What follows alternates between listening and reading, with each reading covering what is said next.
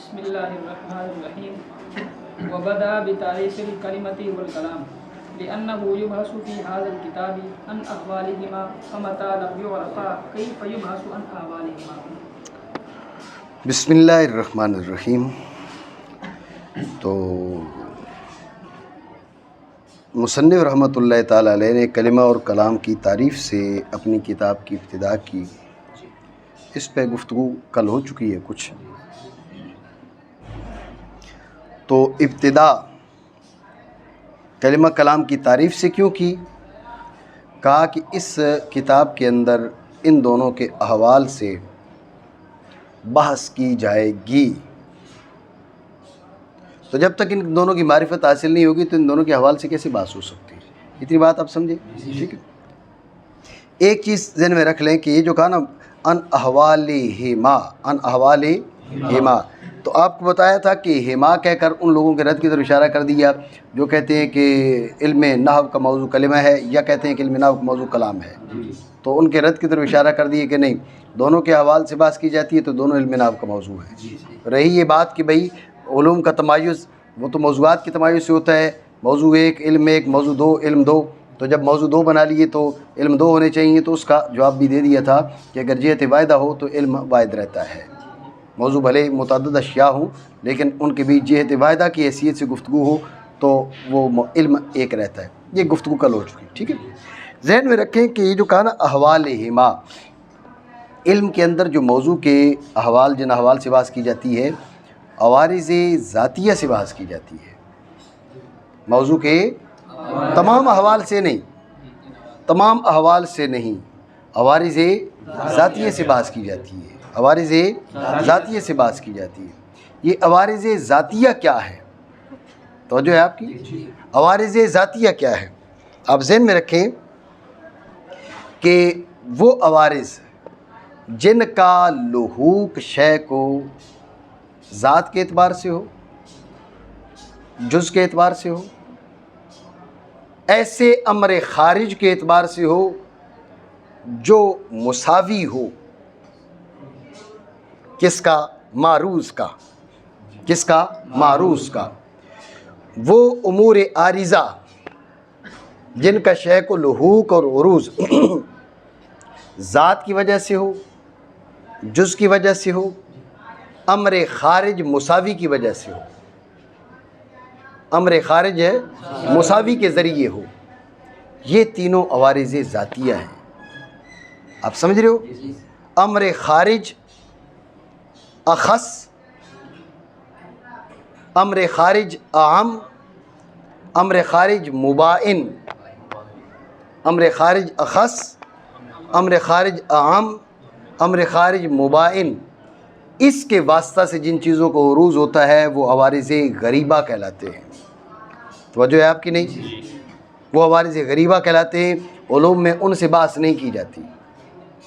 اتنی بات سمجھے؟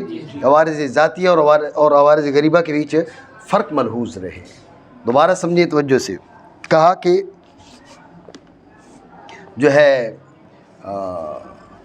یبحث فی ھذا الکتاب عن احوالہما، ان احوالہما. تو میں نے آپ کو بتایا کہ احوال سے مراد ہیں عوارض ذاتیہ. احوال سے مراد کیا ہیں؟ عوارض ذاتیہ.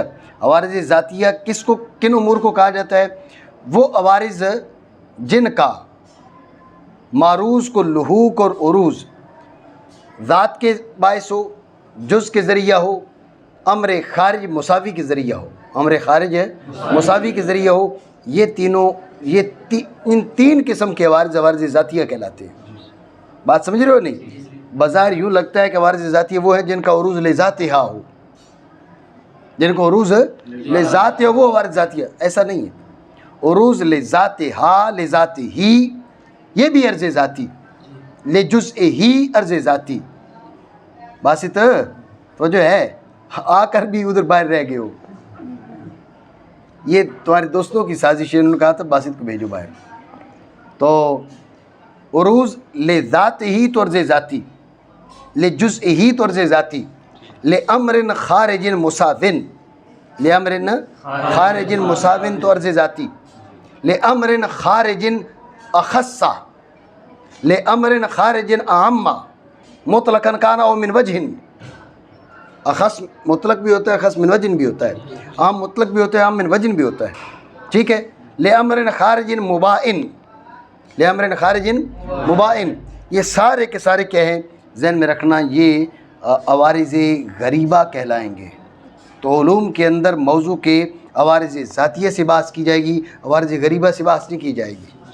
समझ रहे हो बात को। अब आपने क्या किया, इल्म के अंदर बात हो रही है किस चीज़ की, भाई इल्म का मौजू है, मिसाल के तौर पे इल्म तिब का मौजू है बदन इंसान में हैसु सेहत, ठीक है ना, बदन इंसान। तो अब इंसान के अवारिज़, भाई इंसान के मुमकिन है, इंसान मुमकिनात से है, इंसान मौजूदात से है, ये भी तो इंसान के अवारिज़ है ना। लेकिन इल्म तिब के हवाले से ये अवारिज़ ज़ातिया नहीं, ये अवारिज़ गरीबा है। इसलिए इल्म तिब इसके इम्कान से बात नहीं करेगा, इल्म तिब इसके हुदूद से बात नहीं करेगा, इसके वजूद से बात नहीं करेगा, वो इसके इस बदन की सेहत व फसाद से बात करेगा। बात मेरी समझ रहे हो नहीं, ठीक है। तो लिहाजा अहवाल हिमा से मुराद मुतलक अहवाल नहीं है, अहवाल हिमा से मुराद अवारिज़ ज़ाती हैं। मत पता नहीं बात समझ रहे हो नहीं, समझे हो, माना करो। क्योंकि बात की जाएगी इस किताब के अंदर इन दोनों के अहवाल से, तो जब तक ना पहचाने जाएंगे ये दोनों, कैसे बात की जा सकती है इन दोनों के अहवाल से। तवज्जो है, सवाल है कि लम युरफ़ा है या लम युअर्रफ़ा है, लम युरफ़ा है या लम युअर्रफ़ा है। अगर आप कहें कि ये लम युरफ़ा है तो गुफ्तगू क्या बनी, जब तक इन दोनों की मारिफत हासिल नहीं हो जाती, इन दोनों के अहवाल से गुफ्तगू नहीं हो सकती। बात माकूल है, वो जो है, जब तक इन दोनों की मारिफत हासिल नहीं होती, इन दोनों के अहवाल से बात नहीं हो सकती। बात माकूल है, लेकिन ज़हन में रखना तकरीब ताम नहीं है। इसलिए कि दावा ये नहीं है कि कलाम की इब्तिदा में, किताब की इब्तिदा में इनकी मारिफत ज़रूरी है। दावा ये है कि कलाम की इब्तिदा में इनकी तारीफ़ लेकर आए, मारिफत नहीं, मारिफत मुतलक है, मारिफत मुतलक है। यहाँ बात हो रही है इन दोनों की तारीफ़ की। बादा अभी तारीफ़ कलिमा है, बादा अभी मारिफत कलिमा है, तारीफ़ है ना। तो तुम्हारी दलील क्या है, वो दावा पर मुंतबिक नहीं है, तकरीब ताम, इसे कहते हुए तकरीब ताम नहीं है। आप समझ रहे हो, तकरीब ताम नहीं है। दलील ये कह रही है कि जब तक मारिफत नहीं होगी, इनके हवाल से बात नहीं हो सकती, लिहाजा मारिफत ज़रूरी है। दलील ने कहा मारिफत ज़रूरी है, और दावा तुम तारीफ़ का कर रहे हो। तारीफ़ में और मारिफत में उमूम खुसूस मुतलक है। समझो बात को, मारिफत तारीफ़ से भी हासिल होती है, मारिफत और ज़राए से भी हासिल हो जाती है। पता नहीं बात समझ रहे हो नहीं समझ, ठीक है। और अगर आप मता लम युअर्रफ़ा पढ़ो, युअर्रफ़ा के बजाय कैसे पढ़ो, लम युअर्रफ़ा पढ़ो, तुमको जब तक इन दोनों की तारीफ़ें नहीं होती, इनके अहवाल से बात नहीं होती, तो अब हमको ये कज़िये तस्लीम नहीं है। ये जो मुलाज़मा शर्ती मुत्तसिल है, इसके मुक़द्दम और ताली के बीच लज़ूम में ये हमें तस्लीम नहीं है। तुमने कहा मता लम युअर्रफ़ा ला युबहसु अन अहवालिहिमा ला नुसलिमु ज़ालिक। तो जो है, हमें ये तस्लीम नहीं है कि जब तक तारीफ़ नहीं होगी तो अहवाल से बात नहीं हो सकती। तारीफ़ के बगैर भी अहवाल से बात हो जाती है। आपको मारिफत आप पहचानते हैं, भाई आपकी कौम क्या है, जलबानी, ये किसकी सब कास्ट है मुझे कोई पता नहीं है। समझे बात को। तो अब हम इसके बारे में कोई गुफ्तगू नहीं कर सकते। गुफ्तगू कर सकते हैं भाई ये इसकी कौम जलबानी है। अब जलबानी है, इसके कुछ आवाज़ दीगर मामलात उस पर हमने गुफ्तगू की, लेकिन इस कौम की शाखें किस कौम से जाके मिलती हैं मुझे कुछ खबर नहीं है। हो सकता है आपको भी खबर ना हो। समझ रहे हो बात को। तो जाफरियों को भी पता नहीं कि ये कौन से जाफरी है, जाफराबाद वाले जाफरी हैं या कौन से जाफरी हो, वही जाफराबाद वाले ही। نہیں کس کی جانب منسوب ہو؟ لا حول ولا قوت الا باللہ، استغفر اللہ۔ تو وہ جو جعفری کہلاتے ہیں وہ تو شیعہ ہیں، وہ تو رافضی ہیں۔ اب یہ خدا کے بندے تو یہ باتیں کر کے جو ہے نا ہمارے لیے الزام و اتہام کا باعث بنے گا۔ توجہ ہے آپ کی بات پہ توجہ دیجئے کہ دوبارہ سمجھیں توجہ سے۔ اعتراض یہ کہ متا لم یعرفا یا یعرفا یہ معرفت سے ہے یا تعریف سے ہے؟ جو بھی آپ پڑھیں اعتراض ہے، یعرفا پڑھیں جب بھی اعتراض ہے، یعرفا پڑھیں جب بھی اعتراض ہے۔ یہ ہے اعتراض کی اجمالی تقریر، تفصیل اس اجمال کی۔ متا لم یعرفا جب تک ان دونوں کی پہچان نہیں ہوگی، کیف یبحث عن احوالہما یعنی لا یبحث عن احوالہما، متا لم تعرف الکلمۃ والکلام، توجہ رکھیں، متا لم تعرف الکلمۃ والکلام لا یمکن ان یبحث عن احوالہما، ٹھیک ہے، ٹھیک ہو گیا۔ جب تک جو ہے ان کی معرفت حاصل نہیں ہوتی تب تک ان کے احوال سے بحث نہیں ہو سکتی۔ اب یہ شرطیہ متصلہ میں تسلیم ہے لیکن تقریب تام نہیں ہے، دلیل دعویٰ پر منطبق نہیں ہے۔ دعویٰ تمہارا ان دونوں کی معرفت کا نہیں، تعریف کا ہے، بدا بتعریف الکلمہ نہیں ہے ایسے۔ باسط اور توجہ کر یار، یہ جس دن یہ باہر جائے اس کو ایک کپ چائے کا اس کے لیے بنوایا کرو، ٹھیک ہے نا۔ تو یہ تقریب تام نہیں ہے، بات سمجھے۔ اور اگر آپ کہتے ہیں کہ نہیں لم یعرفا نہیں ہے، لم یعرفا ہے، معرفت سے نہیں ہے، تعریف سے ہے۔ متا لم تعرف الکلمۃ والکلام لا یمکن ان یبحث عن احوالہما، تو اب ہمیں یہ متصلی تسلیم نہیں ہے۔ مقدم اور تالی کے بیچ جو لزوم ہے نا ذہن میں رکھنا، کیا سر استثنائی اتصالی، کیا سر استثنائی اتصالی، یا جب قیاس کے اندر شرطی متصلہ استعمال ہو، کوئی بھی قیاس ہو، شرطی متصلہ جب استعمال ہو تو لزومیہ ہوگا، اتفاقیہ نہیں، ذہن میں رکھنا۔ شرطی متصلہ لزومیہ منتج ہوتا ہے، اتفاقیہ منتج نہیں ہوتا۔ قیاس کے اندر ہے اس کے استعمال کے لیے شرط ہے، اس کے انتاج کے لیے شرط ہے، بات سمجھ آ رہی ہے۔ تو اب یہ ہے کہ آپ نے کیا کہا، متا لم تعرف الکلمۃ والکلام لا یمکن ان یبحث عن احوالہما لا نسلم ذلک، اسے منع کہتے ہیں علم مناظرہ میں، لا نسلم ذلک، ہمیں بات تسلیم نہیں ہے، اس کے بیچ جو ملازمہ ہے ہمیں تسلیم نہیں ہے۔ تم نے کہا کلمہ اور کلام کی جب تک تعریف نہیں ہوتی، ان کے حوال سے بات نہیں ہوتی، ہم اس بات کو تسلیم نہیں کرتے۔ کسی بھی وجہ سے کسی چیز کو پہچان لیا، احوال سے بات ہو سکتی ہے، تعریف تو ضروری نہیں ہے، بات سمجھے نہیں سمجھے؟ یہ اعتراض بنا نہیں بنا؟ تو اعتراض کو خلاصہ کیا تھا، یعرفا پڑھو یا یعرفا پڑھو، ہر حال میں اعتراض ہے۔ ٹھیک ہو گیا جعفری جی؟ اس کا جواب سمجھیں، اس کا جواب یہ کہ یعرفا ہے، اسی لیے آپ کو کہا تھا یعرفا پڑھے، ٹھیک ہے؟ یہ کیا ہے؟ یعرفا۔ متا لم یعرفا لا یمکن ان یبحث عن احوالہما، متا لم یعرفا لا یبحث عن احوالہما، جب تک ان دونوں کی معرفت نہیں ہوگی تب تک ان کے احوال سے بحث نہیں ہوگی، بات معقول ہے۔ یہ قضیہ وہ مان رہا تھا، اس کا لزوم اس کو تسلیم تھا، سمجھ رہے بات کو؟ تو اس میں اس پر اس نے اعتراض نہیں کیا، اس میں اس پر نے یہ کہا کہ بات یہ تو جو ہے، اس نے کہا بھئی یہ تقریب تام نہیں ہے، دعویٰ تمہارا ہے بدا بتعریف الکلمۃ والکلام، دعویٰ کیا ہے؟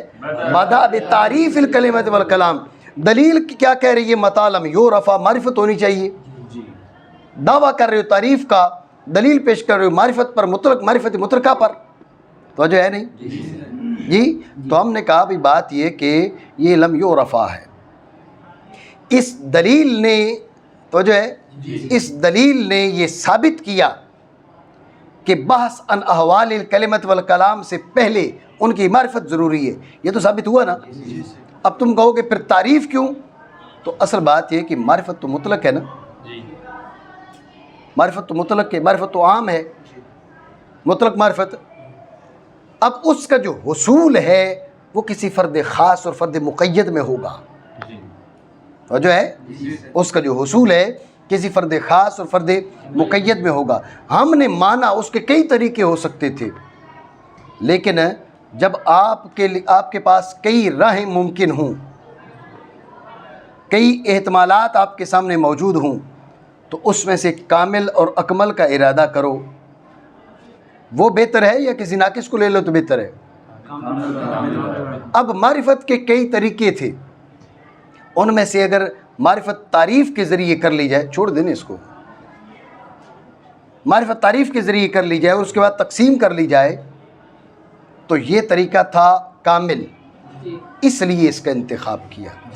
یعنی دلیل کہتی ہے کہ معرفت کافی ہے بحث کے لیے، لیکن اب معرفت کے کئی طریقے تھے، ان میں سے تعریف کرنا کلمہ کی، کلام کی، اس کے بعد تقسیم کرنا، یہ طریقہ کاملہ تھا، اس لیے اس کا انہوں نے انتخاب کیا۔ بات سمجھے نہیں؟ دوبارہ سمجھے توجہ سے۔ تو اعتراض تھا بھی یو رفع پڑھیں یور رفع پڑھیں، بہر صورت اعتراض ہے، تو اس کا جواب دیا کہ لم یو رفع۔ اس نے کہا پھر تقریب تام نہیں ہے، دعویٰ ہے تعریف کا، دلیل ہے مطلق معرفت پر قائم، سمجھے؟ دعویٰ ہے تعریف کا اور دلیل کس پہ قائم ہوئی؟ مطلق معرفت پر، سمجھے بات؟ یہ اعتراض تھا، تو اس کا جواب دیا کہ بھئی ہم مانتے ہیں کہ اس دلیل نے مطلق معرفت ہی کو ثابت کیا، اس دلیل سے مطلق معرفت کا لزوم ثابت ہوا، لیکن مطلق معرفت کے حصول کے کئی ذریعے تھے، ان میں سے بذریعہ تعریف کے ضمن میں یہ طریقہ کاملہ تھا۔ آپ سمجھ رہے ہو؟ اب حیوان ہے، اکیلا حیوان تو کہیں نہیں پھر رہا ہوگا نا، کبھی فرس کے ضمن میں ہوگا، کبھی غنم کے، کبھی ابل کے، کبھی فیل کے، کبھی بقر کے، سمجھے بات کو، کبھی انسان کے۔ تو اس مطلق کا جو حصول ہے کسی مقید کے ضمن میں ہوگا، تو اب مطلق معرفت حاصل، لازمی مطلق معرفت ہے، لیکن کسی ذریعے سے تو اس نے حاصل ہونا تھا، کسی مقید کے ضمن میں، تو ہم نے اس کا فرد کامل ڈھونڈا، اس کا فرد کامل ہے تعریف، ہم نے کہا تعریف کے ذریعے اس کو پہچانو، اور ساتھ تقسیم بھی کر دی۔ بات سمجھے نہیں؟ ٹھیک ہو گیا؟ مانا کریں ابتدا کی کلمہ اور کلام کی تعریف کے ساتھ، کیونکہ بحث کی جاتی ہے، کی جائے گی اس کلام میں، اس کتاب میں، ان دونوں کے احوال سے۔ میں نے آپ کو بتا دیا کہ احوال سے کیا مراد ہے، ٹھیک ہے نا؟ اب آپ دیکھیں احوال سے کیا مراد ہے، یہ بھی بات ہو گئی، ٹھیک ہے؟ اور ہما جو ہے یہ کیوں ذکر کیا گیا، اس کی بات بھی آ گئی ہے، سمجھ رہے ہو بات کو؟ تو جب تک نہ پہچانے جائیں گے یہ دونوں، لم یعرف الکلمۃ والکلام، لم یعرف الکلمۃ والکلام، تو اصل میں جب ضمیر لوٹائی ہے تو اب لم تعرف، اگر صرف الکلمہ ہوتا تو لم تعرف ہوتا، لم یعرف بھی ہو سکتا تھا تعویل کوئی کر کے، سمجھے بات کو؟ ہاں، جب تک نہ پہچانے جائیں گے وہ دونوں، کیسے بحث کی جا سکتی ہے ان دونوں کے احوال سے؟ توجہ ہے جی۔ وقدم الكلمة على الكلام لكون افرادها جزءا من افراد الكلام ومفهومها جزءا من مفهومه۔ بس توجہ ہے۔ سوال یہ ہے کہ یہ تو ٹھیک ہو گیا کہ کتاب کی ابتدا کلمہ اور کلام کی تعریفوں سے کی، اب علم نحو کا موضوع دو چیزیں ہو گئی، کلمہ اور کلام، علم کے نحو کا موضوع دو چیزیں ہو گئی، کلمہ اور کلام، تو اب کلمہ کو کلام پر مقدم کیوں کیا؟ بس اتنا سا سوال، کلمہ کو کلام پر مقدم کیوں کیا؟ تو اس کا جواب دیتے ہوئے کہا کلمہ کو کلام پر اس لیے مقدم کیا کہ کلمہ افراد کلمہ، افراد کلام کا جز، اور مفہوم کلمہ مفہوم کلام کا جز، افراد کلمہ افراد کلام کا جز، مفہوم کلمہ مفہوم کلام کا جز۔ حاصل کلام یہ ہے کہ کلمہ کو کلام پر تقدم حاصل ہے، تبھی کلمہ کو کلام پر تقدم حاصل ہے، تبھی تقدم تبھی یہ ہے کہ مؤخر مقدم کی جانب محتاج ہو اور مقدم مؤخر کے لیے علت تامہ نہ بنے، مؤخر مقدم کی جانب محتاج ہو اور مقدم مؤخر کے لیے علت تامہ نہ بنے، تو کلمہ کو کلام پر تقدم تبھی حاصل ہے۔ تو مصنف رحمہ اللہ تعالیٰ نے ازرو وضع بھی اسے مقدم کر دیا، لکھت میں، کتابت میں اس کو مقدم کر دیا تاکہ وضع طبع کے موافق ہو جائے۔ بات سمجھے نہیں؟ دوبارہ سمجھے توجہ سے۔ سوال یہ کہ علم نحو کا موضوع کلمہ اور کلام دونوں چیزیں ہیں، جب دونوں چیزیں ہیں تو کلمہ کو کلام پر مقدم کیوں کیا؟ آپ یہ بھی کہہ سکتے ہیں کہ کلام کیا ہے، یہ فرد کامل ہے، کلمہ فرد ناقص ہے، فرد کامل کو مقدم کرنا چاہیے نہ کہ فرد ناقص کو۔ بات سمجھ رہے ہو نہیں؟ یہ اعتراض ہے، تو اس کا جواب دیتے ہوئے کہا کہ قدم الکلمۃ علی الکلام لکون افرادها جزءا من افراد الکلام و مفہومها جزءا من مفہومہ۔ توجہ ہے؟ بات یہ ہے کہ کلمہ کو کلام پر اس لیے مقدم کیا، افراد کلمہ افراد کلام کا جز، مفہوم کلمہ مفہوم کلام کا جز، افراد کلمہ افراد کلام کا جز، اور مفہوم کلمہ مفہوم کلام کا جز۔ توجہ ہے؟ جب یہ توجہ ہے آپ کی، تو اب کلمہ کے افراد کلام کے افراد کا جز، کلمہ کا مفہوم کلام کے مفہوم کا جز، تو اب کلمہ کو کلام پر تقدم حاصل تھا طبعی۔ کون سا؟ طبعی۔ کلمہ کو کلام پر تقدم حاصل تھا طبعی۔ سمجھے بات کو؟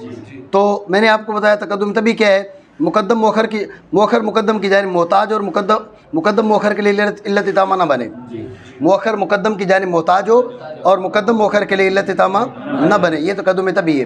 تو جب کلمہ کو کلام پر تقدم طبعی تھا، مصنف رحمہ اللہ تعالیٰ نے تقدم وضعی بھی کر دیا۔ بات سمجھے نہیں؟ مانا کریں، مقدم کیا کلمہ کو کلام پر بسبب ہونے کلمہ کے افراد کے جز کلام کے افراد سے، اور کلمہ کے مفہوم کے جز کلام کے مفہوم سے۔ بات آپ سمجھے نہیں سمجھے؟ تو اب جب انہوں نے کہا لکون افرادہا جزءا من افراد الکلام، پہلے تو آپ یہ سمجھ لیں کہ کلمہ کے افراد کلام کے افراد کا جز ہیں۔ پہلے آپ سمجھیں کیسے؟ کلام کیا ہے؟ زید قائم، زید قائم، یہ کلام کا فرد ہے؟ نہیں ہے، یہ کلام کا فرد ہے، اور اس کے اندر زید کلمہ کا فرد ہے، قائم کلمہ کا فرد ہے، سمجھے نا؟ تو کلمہ کے افراد کلام کے افراد کا جز بنے نہ بنے؟ بات واضح ہو گئی، سمجھے؟ اچھا، کلمہ کا مفہوم کلام کے مفہوم کا جز، کلام کا مفہوم کیا ہے؟ الکلام ما تضمن کلمتین، ما تضمن کلمتین، تو کلمہ اس کا جز بنا نہ بنا؟ کلام کے مفہوم کا جز بنا نہیں بنا؟ ما تضمن کلمتین بالاسناد، تو کلام کا مفہوم جو کلمہ کا مفہوم ہے وہ کلام کے مفہوم کا جز ہوا۔ بات سادی کا ہی نہیں ہے؟ تو کلمہ کا فرد کلام کے فرد کا جز، کلمہ کا مفہوم کلام کے مفہوم کا جز، یہ بات ہو گئی۔ لیکن یہ دونوں باتیں ذکر کیوں کی؟ کانا قدم الکلمۃ علی الکلام لکون افرادہا افراد الکلمۃ جزء من افراد الکلام۔ توجہ ہے کہ کلمہ کو کلام پر مقدم کیا اس لیے کہ کلمہ کے افراد کلام کے افراد کا جز ہیں، کلمہ کے افراد کلام کے افراد کا جز ہیں۔ جب یہ بیان کیا تو اب سوال یہ ہوا، توجہ ہے، سوال یہ ہے کہ جو تعریف ہے وہ افراد کی لحاظ سے نہیں ہوتی، تعریف افراد کے لحاظ سے نہیں ہوتی۔ تعریف بے اعتبار، اس کو چھوڑ دیں، کہیں نہ کہیں مصروف رہتا ہے، اللہ کے بندے میری طرف بھی توجہ کر لیں۔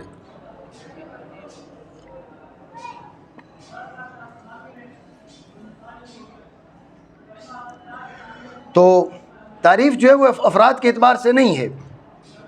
جب تعریف بات پہ توجہ دینا، کلمہ کی تعریف پہلے ہے، کلام کی تعریف بعد میں ہے۔ سوال ہے کلمہ کی تعریف پہلے کیوں ہے؟ انہوں نے کہا جی کلمہ کے افراد کلام کے افراد کا جز ہے۔ سوال ہے تعریف تو افراد کے اعتبار سے ہے ہی نہیں، تو پھر بیچ میں افراد کہاں سے آ گئے؟ سوال بنا نہیں۔ کلمہ کی تعریف کو کلام کی تعریف سے پہلے کیوں ذکر کیا؟